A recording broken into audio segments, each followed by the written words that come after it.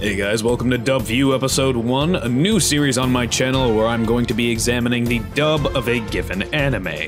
And this time around, obviously, it's Dragon Ball Super. Today we're going to be looking at episode 47 of the English dub, the English Funimation dub that is, which is significant because it is the debut of the Goku Black arc. This arc is a lot of people's favorite, including my own actually. I felt as though it speaks a lot about this arc when such a bleak, morose tone can be such a breath of fresh air for people. It's also the first narratively driven arc in the series. The three previous arcs weren't really that strong in terms of story, and though the Goku Black arc does have its share of issues as far as storytelling goes, I felt as though it was an all-around solid arc, and definitely refreshing to say the least. But with all of that out of the way, let's examine all the performances this time around in episode 47. First, there's Trunks, the emotional core of this entire arc and the center of this episode. The most interesting character in this episode too, I might add. Eric Vale as Trunks does an excellent job this time around. I understand a lot of people seem to have issues with the gruffness of his portrayal of Trunks. I personally don't, but I completely understand. Trunks is a very gentle child. Well, I guess he's not a child anymore, but I digress. A very gentle person who doesn't seem to be much of a determined warrior like his father or even Goku. He's very much like his master Gohan in that respect. However, Trunks is also heavily scarred from a dystopian future, and a lot of the events occurring in his life have matured him and damaged him in unfathomable ways. Both the sub and the dub capitalize on different aspects of his personality, and in this case, I can see the argument for why one would think the gruff Trunks voice doesn't work. Speaking for myself, though, I think it works, and Vale demonstrates a wide variety of emotions with the character in this episode.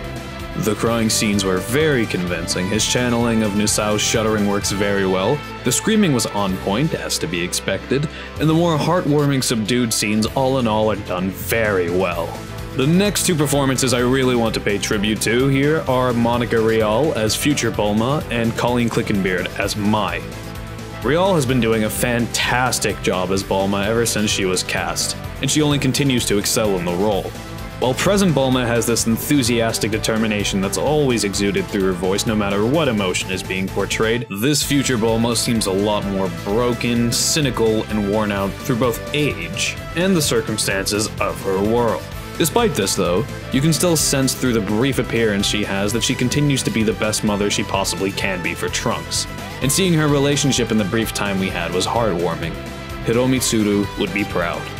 Excellent job, Miss Rial, and by the way, she has a YouTube channel now, so you guys should totally subscribe to her. She has excellent advice for up-and-coming voice actors, and her discussions are always very interesting. Next, there's Colleen Clickenbeard as Mai. Again, a very brief appearance in this episode, but an excellent performance nonetheless. If there's anything we've learned of her since she was cast as Teen Gohan and Kai, it's that this woman really knows how to emote. Hearing the stark contrast between the voice of present Mai and future Mai is rather impressive and showcases the range she truly has. She and Trunks share quite a lot of chemistry throughout this arc, and I could definitely see the earlier symptoms of that chemistry in this episode's dub. I look forward to seeing how the rest of her performance pans out in this arc. And finally, the performance we've all been both excited and anxious to see. Sean Schimmel's Goku Black. 2 lines. He only had 2 lines, and it sounds great. It's not overly raspy like the Xenoverse 2 voice, it's not incredibly hammy like his original Rosé voice, but it's exactly what I wanted to hear, an evil Goku. There seems to be this ever so slight rasp in the voice, and his inflections are vastly different from Goku's, yet you can still make out that it's the same voice. All these elements come together quite nicely when you hear him threatening to murder someone and being eager to watch them die. However, there's been one criticism I've heard that I find quite valid and happen to share, and it has absolutely nothing to do with Sean or the voice, but with the script. As my friend Frozen Particle pointed out, the scripting for this scene seems very off-kilter. I appreciate what they were trying to do in having Goku Black seem sadistic, and while the line probably would have worked at some other point in the arc, it's far too wordy given the animation presented.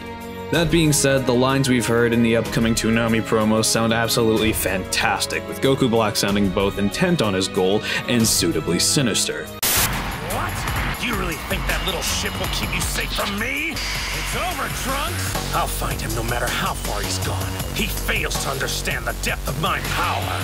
Only Toonami. Goku Black likey. While I'm not trying to make this a sub versus dub debate, I want to say that the Japanese version was able to get across the same idea with less words, which resulted in far more dramatic impact, in my personal opinion. However, Sean made it sound about as convincing as it possibly could have been, and I don't think it would have been too distracting if I hadn't already seen the original.